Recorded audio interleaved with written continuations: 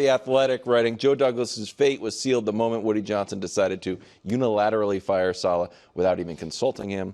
So that's that. Your reaction. All right, so listen, he deserved to be fired. He had years and years and years on the job, and they were bad, every single one of them. And there is revisionist history. People are like, oh my God, but look at that 2022 draft. When you have the 4th pick, the 10th pick, the 26th pick, and the 36th pick, you're supposed to do well in that draft. But did he get those picks? Well, so the Jamal Adams trade was the best move he made his entire career there. Getting 2 firsts for Jamal Adams is a steal and a great job. That is a great trade. But aside from that, there's not a lot of, oh, your value over replacement GM. Now, Sauce was a good pick. Garrett Wilson was a good pick. But you're supposed to hit on top 10 picks. Like, that's the thing. And the significant moves of his tenure via free agency, quarterback acquisition, other trades have just not worked out. He just pulled off the Devontae Adams trade. They're banking on Tyron Smith getting through a year healthy was not a good one. We can say, like, Aaron swears he didn't make them sign these guys. Okay, well, then I guess the blood's on Joe Douglas's hands. Tough one. But so there is that part of it. But, of course, this falls on Aaron, either directly or indirectly. Right. It's either, Colin postulated that Aaron saw the reporting that he might not be welcome back next year, even if he wants to come back, and that's why Joe Douglas is gone. That's the most damning, potentiality here. The other one is he got fired because of exactly what Aaron said. Yep. He didn't hold up his end. So now everyone's gone. And by everyone, we, of course, mean except for Aaron and Nat Hackett, who have lifetime jobs. Right. Hackett's still but the head coach is gone, the GM is gone, and other guys are gone. So, I mean, that's my reaction. Yeah, I agree. Clearly, you can't defend him. 30-64, is that what you said? Yeah. 30-68, whatever it was.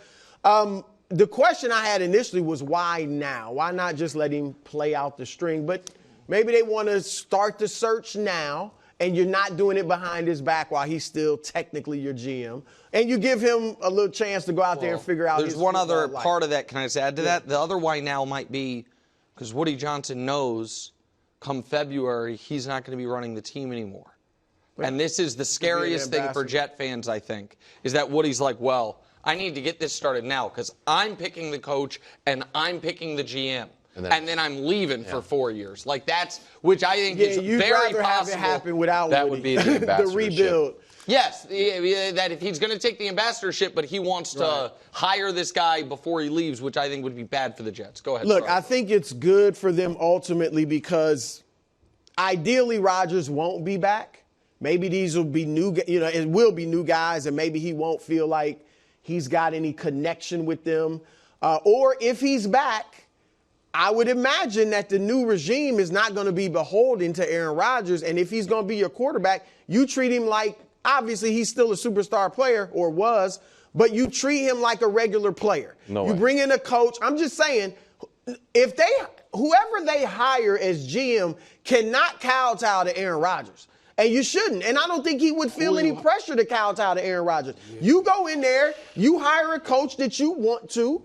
You hire an offensive coordinator that you want to. It's been thrown out, Curtis Martin, the former Jet Hall of Fame running back, for president, and then he'd hired a GM. I like that. The coach, something like that. But my point is, if you get a regime in there that's not beholden to Rodgers, like a Matt LaFleur wasn't beholden to Rodgers, but coached him, and Rodgers was great there, then maybe you have a chance, if Rodgers is going to be a quarterback, of getting better stuff out of him than you have this year. Yeah, you had to fire him.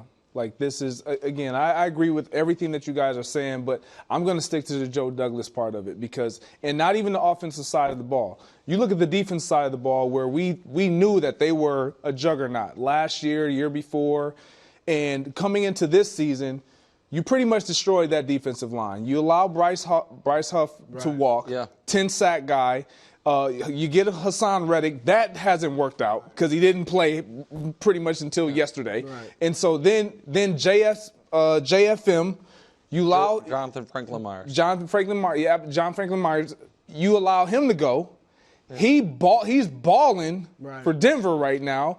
And then Quentin Jefferson, who was great for you. He hasn't worked out for the Browns and obviously not with the Bills, but he was great. There was depth. They were impactful, and it helped the back end. Now, I get it. Jermaine Johnson being out this year hurts you.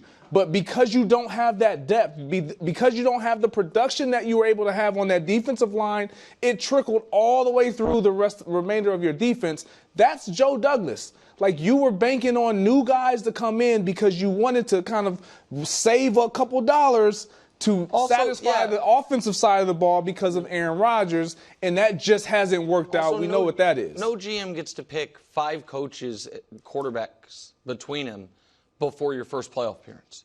Picked Saleh, didn't work, new head coach coming in. Picked Zach Wilson, didn't work. Picked Aaron, didn't work. So you're not going to let him pick his second head coach and his third quarterback before he's, you know what I mean? So this... But you don't get to rebuild on a rebuild. No, you don't repeatedly. Like, you don't. The only guy who gets to do that's Trent Baalke. It seems like. I don't know what he's got on everybody. And to your point of Aaron Rodgers, he cannot be a part of what you're doing moving forward. So I don't believe that can happen. I would agree with you, but is that up to Rodgers? So here's the thing. Our show is very out of the mainstream when it comes to skepticism of Aaron Rodgers playing for the Jets next year. Oh, really?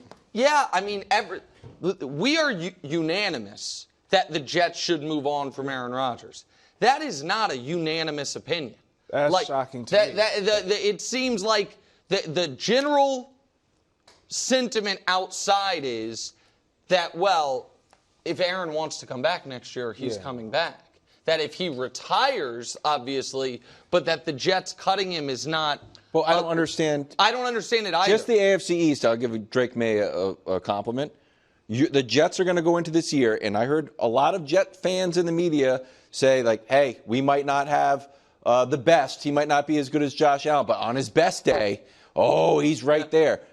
He would start next year as the 4th best quarterback in the AFC East. Yeah, the oldest by more than a decade and the worst by far. So this is the... If they were to cut him after this season, is there a single team that comes to mind that's like, it would make sense for them to call Aaron Rodgers? I like that, like, Brett Favre-ian, like, Rodgers at home. Well, no, but I'm talking about like if they... I get it. I'm with you. I agree with you, probably nobody, but to my point, if he's going to, let's just assume he's going to be there. You need to bring in a coordinator that's going to modernize the offense and not let Aaron just do what he wants to do. Does that person exist, bro? Yeah, you can get one of these young hotshot offensive coordinators. But I guess Just like you got LaFleur in Green Bay. The point that where we're... Because he's got how many touchdowns he got this year? 17. 17 touchdowns and like 8 or 9 picks. Like, he's I been know terrible. he's not played. I know, but I'm just saying he was bad in the years before LaFleur got to Green Bay. Not this bad. Not this bad, but if you can get an improvement, I'm just saying if he's going to be there, he's not coming off the bench. No, but so I guess if he's going to be there. But my point would be this.